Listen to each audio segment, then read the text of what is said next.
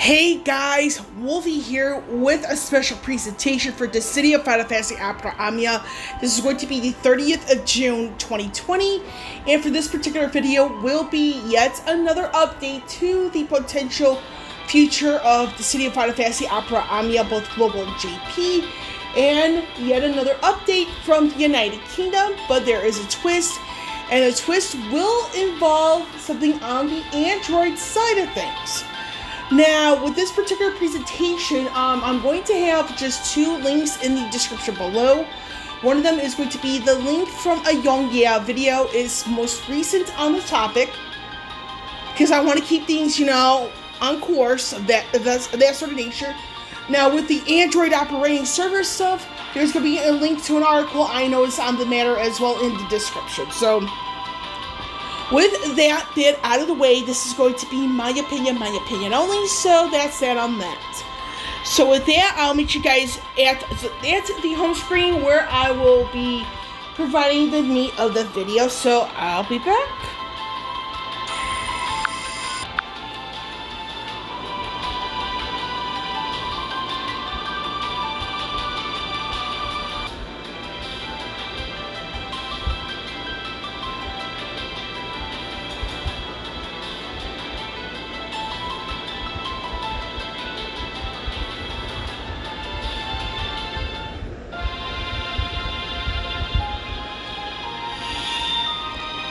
Okay, so with that bit out of the way, so I'm going to provide a couple of key updates I've noticed. One of them from Yongyea, and then the other is from an article regarding something about the Android operating service stuff. So, with a video from Yongyea, it's the most recent on the topic itself. There is some newer information coming from the UK. More specifically, the UK government asking for evidence. Now, with I'm going to provide just a video to Yongyea. He mentions this because his video has a plethora of links that actually backs up what he's saying, because there's about 13 links altogether, and it would be too time-consuming for me to put them all in there myself for this video. So, what I'm going to be doing is I'm going to provide the link to his video, because he has the other links. Some of them I've previously mentioned, and I'm just wasting my time if I were to go through each link individually. So, in short, there is another update on the UK side, like I just said, and it is the UK government asking for evidence. So, we do have support for the changes in the existing laws of gambling for the United Kingdom from a couple of groups known as the Children's Commissioner, as well as the Digital Culture, Media, and Sport Committee.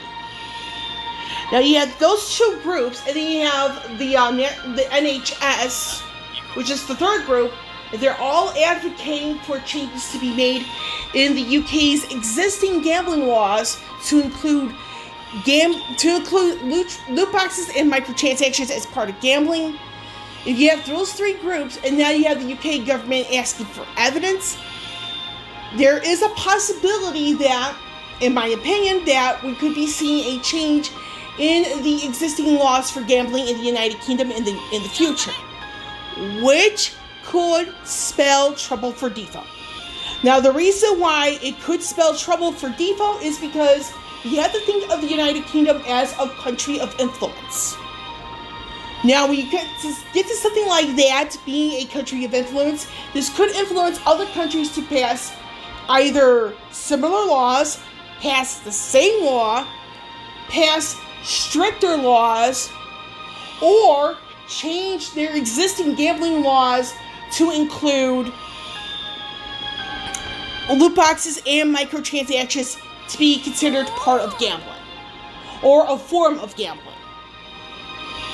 And the reason why this could all spell trouble in that regard is because if you look at the Belgium situation for 2018, some of you may know what happened. Square Enix pulled DFFOO out of Belgium, alongside games like Final Fantasy Brave Exvius, and I do include it because guess what?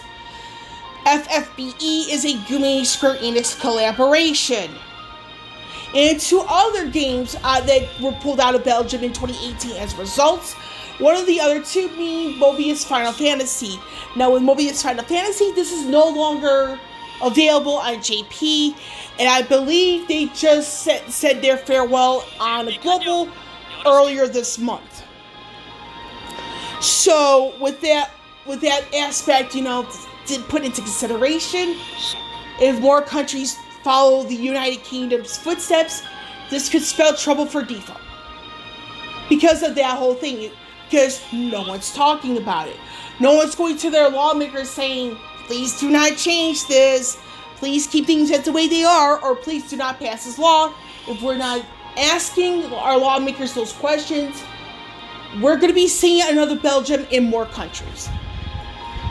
Now, some people are speculating why the whole thing with Belgium, and some people are, it's like, it really depends on individual perspective here, but I'm not going to get into that because that's 2018. That was 2018 when FFBE, as well as DFFOO, were pulled out of Belgium. Now, I don't think anyone wants to see another incident of that kind. But, to be honest here, it will happen if no one's talking about it. If no one's going to their lawmakers to prevent the changes from happening. However, we need to be talking about this as players and as consumers. Because what do we really want from the game? Now, outside of that, we do know there are changes coming from the UK in the sense of the UK is now asking for evidence. But is that the only potential factor here for DFFOO? No. Now, I'm going to see if I can grab this on the information screen. Hopefully, we get some stuff here and there updated. So, if I can find it. Here we go. So, now we know that certain things have been addressed on the Android side. More specifically, Android Operating Server 10.0/One UI 2.0. Now, this had a really bad effect on some Samsung devices due to the game's running on a 32-bit operating server, which caused a lot of issues. Now, the reason why I bring this up is because it's a bit of a backstory of a potential second factor.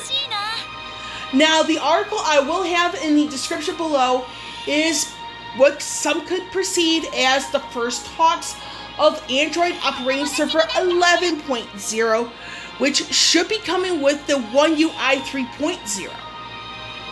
Now, if this whole thing was bad enough for Android Operating Server 10.0/One UI 2.0 and the 32-bit operating server clash, imagine the problems Android Operating Server 11.0/One UI 3.0 would bring. It's a bit of a leave it to your own imagination sort of deal. Meaning that if this sort of thing was not bad enough, think about Android Operating Server 11.0/One UI 3.0. Now, we don't know when this is going to hit on the Android devices because there are some Android devices where 10.0 is not even in the mix yet. Now, there was some foresight from the game regarding 10.0, but the overall foresight on the operating server 10.0 existed for longer than that. And the reason why this could be quite problematic for DFFOO is because what some people could perceive as lack of foresight on the developer's end. And if you know what certain things are coming, when certain things could be coming, sometimes it's best to do your research. The whole copy and paste shenanigans doesn't always fly.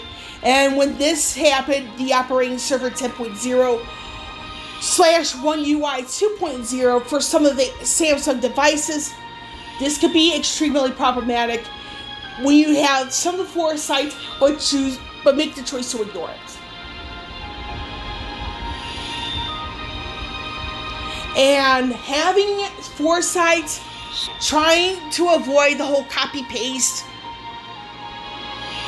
play in the playbook is probably a better idea as to having the foresight but not doing anything about it until it affects your bottom line.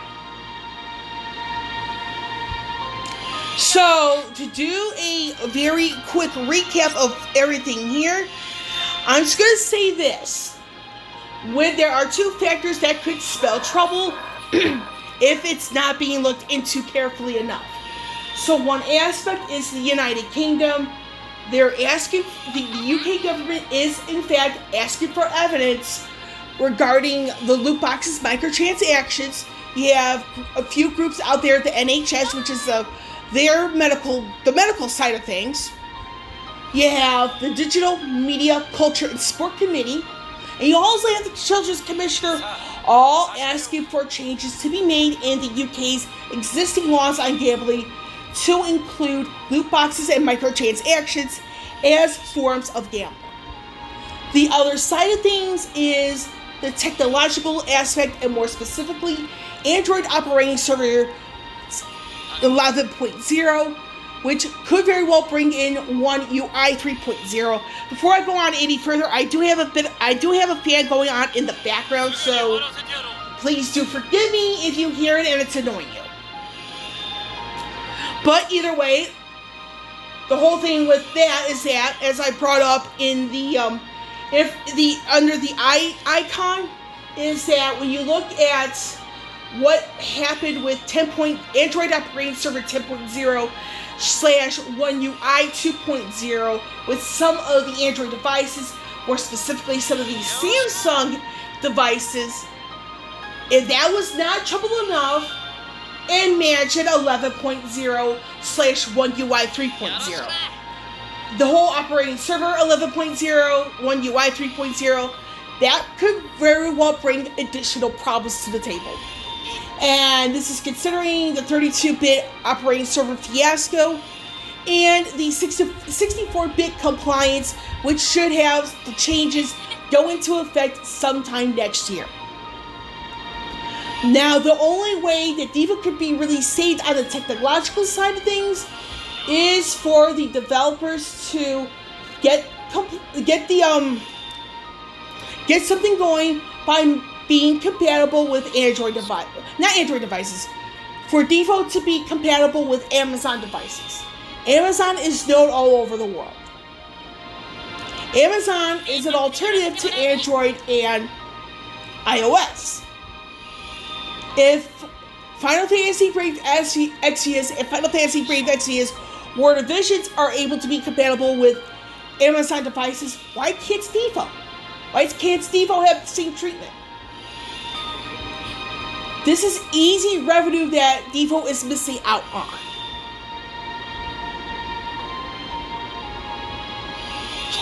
And the moral of the whole story here is that, again, we all have to be talking about this. We all have to go to the lawmakers and say, hey, we don't want these changes to happen. We want to keep on playing the right way without the use of a virtual private network. Now, granted, some people do recommend the use of a VPN, but some countries ban it, and I personally don't support it. Now, the reason why I don't support the use of a virtual private network is because that it's traceable, believe it or not. You could do everything legit, but the VPN that you're a part of could run into some trouble along the line, and that way you could get yourself exposed. So, that's that on that. And my final thoughts are as thus. We all really need to start talking. Because you have the United Kingdom being a country of influence. They could have other countries follow in their footsteps. And depending on what the other countries do, and this is depending on what the UK does in the end of this could be the end of DFFOO if we're not careful. And if it's not because of the lack of talk amongst each other and not doing anything to prevent legislation regulating loot boxes and microtransactions happening, it's going to be the technological side due to poor foresight on the developer's end and resulting in less revenue but more issues. So the more we talk about this, the better the chance we have to save the game. And as always, I will have a link in the description below to the Samsung article alongside Yongyea's video about the matter, because honestly, his video will have a lot more links. Some of them I've already put in my previous videos on the topic, but his is a lot more comprehensive. So with that, I am done with this video. With Wolvie here signing off. I will catch you all on the flip side.